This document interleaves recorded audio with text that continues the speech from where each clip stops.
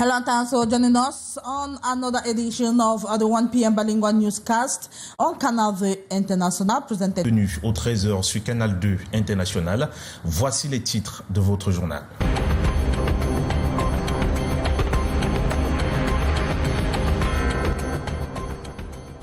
À cet instant, 30h25 au Cameroun et à quelques heures de la clôture du dépôt des dossiers, ça se bouscule dans les bureaux d'Elecam. À Yaoundé, par exemple, 4 nouveaux dossiers viennent d'être enregistrés ce lundi matin.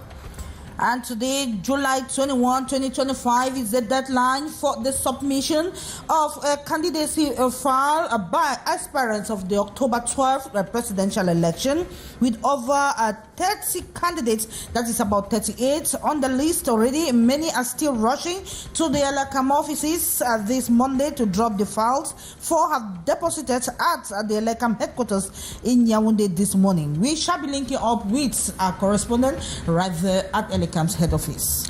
En tennis, le Cameroun a remporté le week-end dernier la médaille d'or de la Billie Jean King zone 4 et passe en zone 3. L'équipe nationale féminine de tennis du Cameroun a réalisé un exploit historique en s'imposant face à tous ses adversaires lors du dit tournoi déroulé à Kigali, au Rwanda.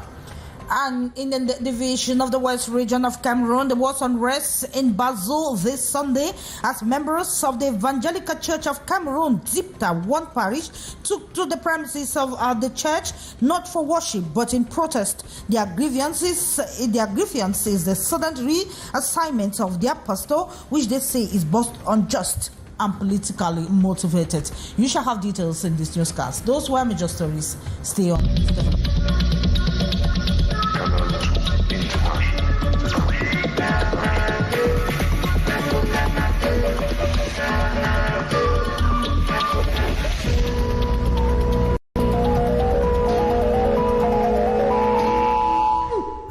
Merci à tous de regarder le 13h sur Canal 2 International et nous ouvrons ce journal avec vous, Gladys Sambo, pour parler de politique et de présidentielle. Exactly, Junior. Thank you so much. Let's come back to this weekend, which was held at the headquarters of the Cameroon Renaissance Movement, CRM, in the nation's political capital, where Maurice Kamto reaffirmed his candidacy for the 2025 presidential race under the banner of the Manidem's party. The former CRM scribe, flanked by Jean-Michel Ninche and Anisette Ekane, explains he wants to embody a new political coalition based on democratic change and defense of voters' rights. He also outlined the gymnastics that push this new political survival. Let's have the details with Beatrice Ngamo. Maurice Kamto begins a new chapter from where he started, the CRM headquarters here in Yaoundé. The former party president is now moving forward under a new political banner, but with same unwavering ambition to win power. Because it is a party which, despite the vicissitudes of Cameroonian political life, has shown resilience in the struggle for the total emancipation of our country and has kept the flame of Cameroonian nationalism alight. By his side stood Jean-Michel Ninche, coordinator of the Political Alliance for Change, and Anisette Ekane, leader of Manidem, now his new party. A three-way alliance founded, according to the actors, on a shared vision for democratic transition. Generous and truly at the service of all Cameroonians. By choosing the nomination of a political party, in this case by Manidem. Determined, Maurice Kamto remains an ally of the CRM despite his resignation. He promises to defend his candidacy by all legal means and called on Cameroonians to mobilize, vote, and protect their choices at the ballot box. I wanted to listen to the Cameroonian people who called on me from all regions of the country and from the diaspora, and to remove the illusions of the grave diggers of legal science and all those publicly dreamed and some still dreaming of seeing my candidacy arbitrarily rejected. He approaches 2025 presidential election determined but also very open. The people of change has its candidate. As for the rest, let people rant and rave and pour out their usual torrents of hatred on me. Perhaps that helps them to live. Maurice Kamto said he sent his letter of resignation as CRM member on the 25th of June 2025, and 2 days later joined the African Movement for New Independence and Democracy, Manidem Party, on the 27th of June 2025. In this new political landscape, the former CRM leader aims to cast a wide net. He relies on this alliance, making a call for national unity. Thank you so much, Beatrice Ngamo. And today, July 21, marks the deadline for the submission of candidacy file by aspirants of the October 12, 2025 presidential elections in Cameroon. And with over 30 candidates on the list already, many are still rushing to Elecam's headquarters to submit their files. We have already 4 who have deposited their candidacy file this morning at Elecam's headquarters in the nation's political capital, Yaoundé. We have Hyacinth Chia, who is standing by the headquarters of Eleka. Hello, Hyacinth. It is the last day for the deposition of the candidacies for those aspiring to run for the presidential race on October 12, 2025. And the mad rush here this morning at the headquarters of Elections Cameroon is intense. We've already had 4 candidates driving here to deposit their files for the presidential race. The first candidate to arrive here this morning as early as 8 a.m. is Serge Espoir Matumba of the Pews Party. He was here with a huge delegation to drop his file as one of those who will be running for the presidential race of 2025. And we've equally had Celestine Jamen, who has been here. He was here on Wednesday to take last minute inquiries, and he has finally dropped his file here at the commission in charge at Elections Cameroon here in Yaoundé. We've equally had Andra Cedric, who has been here to deposit the file of Vincent Sostin Fouda of the Cameroon Movement for Social Democracy Party. And we've equally had an independent candidate in the person of Ondwa Ongba Alfred, who has also been here to drop his file. The day is still very young, and many will be rushing here to be able to meet the deadline, which is today, midnight, of course, and the commission will be very open till midnight to receive the last minute files. And we shall be bringing you the updates in our subsequent newscast. Hyacinth Chia, Constant Kamga. Thank you so much, Hyacinth Chia. As you said, the day is still very young. And as Cameroon prepares for the crucial presidential elections in Cameroon, journalism lecturers are urging media professionals to prioritize accuracy, professionalism, as well as impartiality in their reporting before, during, and after the presidential elections. The warning comes amid growing concerns over the potential impact of misinformation and hate speech. Let's have the details with Sherifa Saleh.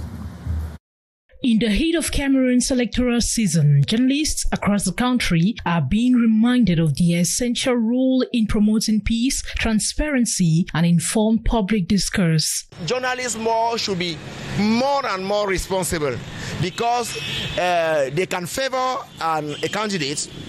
They can also try now to destroy the possibilities given to a candidate to be elected. So in this particular crucial period, journalists should be more respected, and also in their team, the head of the team, the editor-in-chief, should make sure that only all stories that respect the rules and regulations of journalism should pass. Journalism lecturers emphasize that during elections, the responsibility of the press becomes even more critical. One key point reiterated by these lecturers is the importance of verifying information, especially when reporting on allegations or claims made by third parties. All the parties concerned in a topic should be met. If in case one is not available, you should make it known by your public that you tried but you did not succeed. And in some cases, if in case you do not succeed to have another party, the third party, then you should stop relaying that information. The stakes are high. In recent years, several media houses and journalists in Cameroon have faced legal action or public backlash over unsubstantiated reporting. A great sanction is you are how will I say, the profession and the public. And also in some respected media houses, if you don't really do your job as it's supposed to be done, you can be sacked. As the country prepares for a tense and pivotal election, journalists are being called to remember that their words can influence perceptions and stir emotions. Politics, this time around, we go back to Elecam's headquarters in Yaoundé. Eh bien, dans la suite de ce journal, on va parler de politique à quelques heures de la clôture des dépôts de candidature pour la prise. De nouveaux dossiers ont été enregistrés ce matin, portant à 26 le nombre de candidatures reçues sur place à Yaoundé. Nous ferons le point tout à l'heure sur place avec Delphine Fonkoutene et Constant Kamga.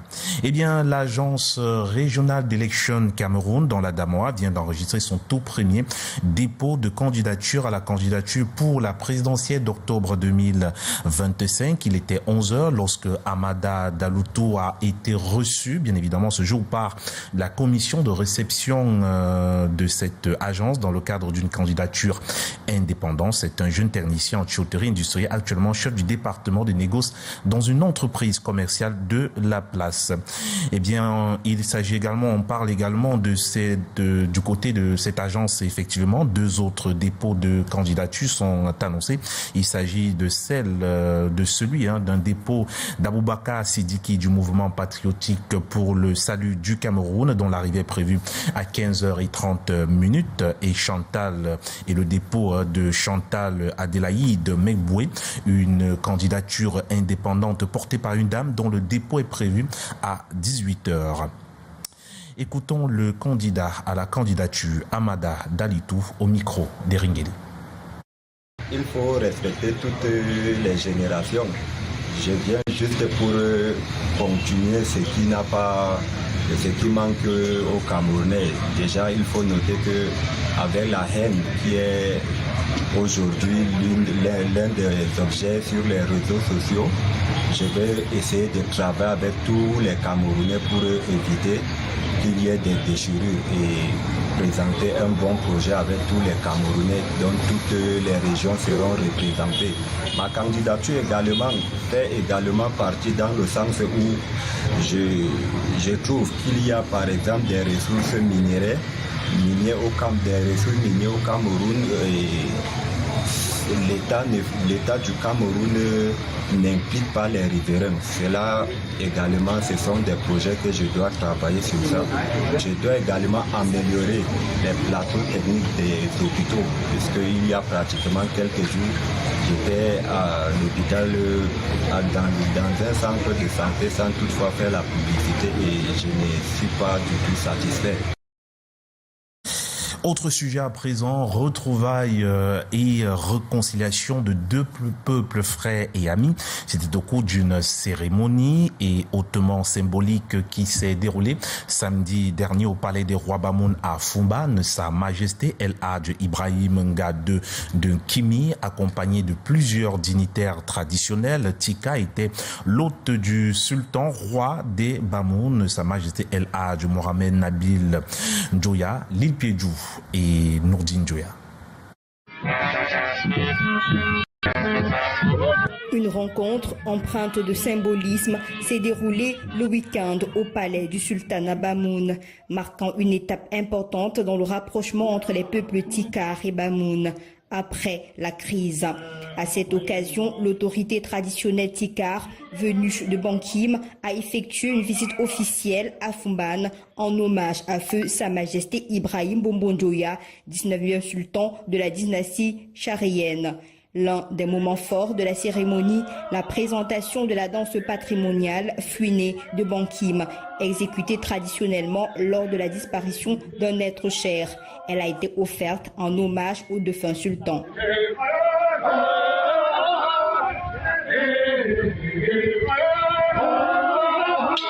Cette visite s'est déroulée en présence de Plusieurs communautés, Banso, Aoussa, Bororo, Yamba, Bamoun, entre autres, témoignant de la diversité culturelle qui caractérise la région de l'Ouest. Plusieurs prises de parole ont souligné la nécessité de consolider le vivre ensemble, la cohésion sociale et le respect mutuel entre communautés. Ce sont deux frères qui étaient en vacances. Les deux frères, c'est les petits gars, il y avait et ce là aujourd'hui, a pu pratiquement faire. L'actuel sultan des Bamoun, Nabil Foumban, a pour sa part salué ce geste de rapprochement entre deux peuples qui partagent des racines historiques communes. Il a également réaffirmé l'engagement des autorités traditionnelles à promouvoir la paix et la solidarité au sein de la nation camerounaise. Je tiens à dire une seule chose. Nous sommes en train de donner une leçon au monde entier de la chance que nous avons, de la chance de l'origine tigare, de la chance du Bamoun. La rencontre s'est conclue par une prière au sein du palais royal, formulée pour la stabilité du Cameroun, surtout à quelques mois de la présidentielle d'octobre prochain. Économie et développement à présent, les investisseurs camerounais et les acteurs de l'économie canadienne en synergie pour favoriser le développement du Cameroun et du Canada. Ces acteurs du développement se sont retrouvés il y a quelques jours dans la ville de Douala pour un réseautage tourné vers des opportunités d'affaires. Les détails dans ce reportage réalisé avec la collaboration de Maus Kwesso. Le Cameroun et le Canada entendent s'unir pour un impact significatif sur la population camerounaise. Nous avons commencé Impact Diaspora International Business Forum au Canada, ça fait 4 ans. Et le plan vraiment c'était de créer les liens entre l'Afrique et le Canada. Alors nous avons réussi 4 éditions là-bas et nous avons décidé de venir ici pour la première édition. Les secteurs de la santé et de l'éducation au Cameroun vont d'ici peu bénéficier d'un appui né des rencontres entre les entrepreneurs, investisseurs locaux et ceux venus du Canada. Être capable de jumeler l'éducation du Canada avec l'éducation du Cameroun pour offrir éventuellement une double diplomatie. Donc, ça veut dire que les Camerounais pourraient éventuellement recevoir un diplôme secondaire de l'Ontario et du Cameroun, qui ouvre davantage les portes au niveau mondial pour le postsecondaire. Pour cette décision, la lutte pour la protection de l'environnement et l'accès à l'énergie propre et abordable sont également au menu de cette rencontre. Les investisseurs, et c'est pour cela que nous sommes là aujourd'hui, pour trouver une solution, comment on va démarrer ces projets et réaliser ces projets au Cameroun. Impact Diaspora International Business Forum pour sa première édition au Cameroun est axé sur 3 thèmes. Accès à l'énergie propre et abordable, opportunités d'investissement en Afrique et innovation et impact dans les communautés. Rendons-nous à Foumban à l'instant avec vous, Gladys Sambou. Thank you, Junior. A significant step towards unity was taken this weekend in Foumban in the non-division of the West region of Cameroon as the Bamoun and Tika communities engaged in a symbolic reconciliation ceremony. The events that took place at the Bamoun Sultan's Palace saw the traditional leader of the Tika people as well as those from Bankim who paid homage to the late Sultan Ibrahim Mbombo Njoya, the 19th ruler of the Chari Yang dynasty. We have more with Morendi.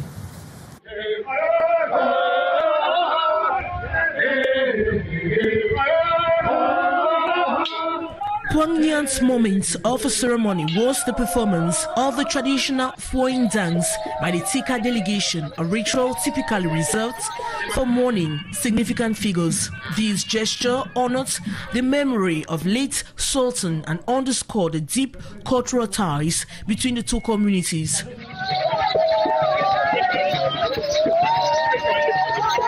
The gathering was attended by various ethnic groups, including the Banso, Hausa, Bororo, Yamba, and Bamoun, reflecting the region's rich cultural diversity. Speakers emphasized the importance of social cohesion, mutual respect, and the need to strengthen communal bonds.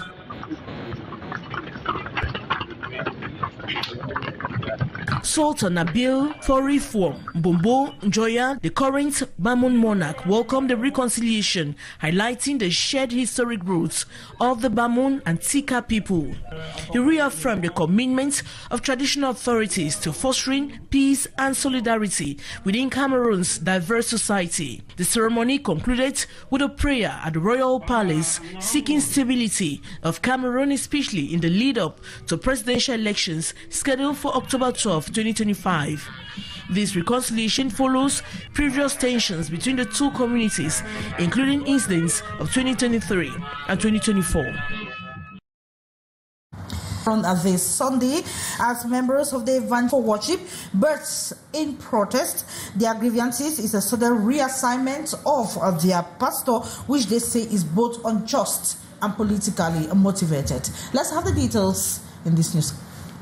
Outside the closed gates of the Nzipta 1 parish of the Catholic Church, Basil region of Cameroon, a scene of Cameroon unfolded July 20, 2025. Worshippers dressed in black sat in solemn protest, refusing to enter the church building. Instead, they conducted their Sunday service outdoors, united in one demand that their current pastor, Reverend Tumi, be allowed to stay.